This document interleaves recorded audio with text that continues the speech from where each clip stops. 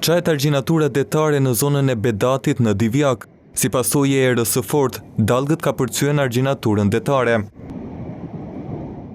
Për shkak të dallgëve të mëdha dhe erozionit detar, është qarë argjinatura e Adriatikut duke sjellë përmbytjen dhe kripëzimin e tokave bujqësore.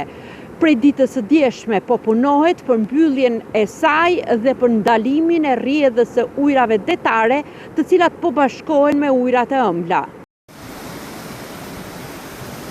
Mbi 70 metër pjesë e argjinaturës është gryer dhe çar nga deti. Ujrat e kripura vërshuan drejt lagunës dhe tokave bujqësore në këtë zonë.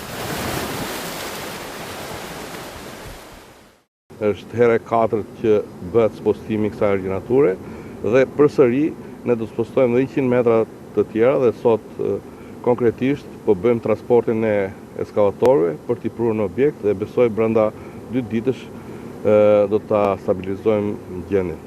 Kjo situatë po dëmton edhe bizneset. Ujrat e detit nuk po zhdukin vetëm zonën e plazhit dhe lagunën, por po i afrohen edhe zonave të banuara, ndaj kërkohet ndërhyrja e autoriteteve. Vetëm si vjet ka hyrë gati 70-80 metra deti. Kështu që duhet një investim se s'bën urgjent.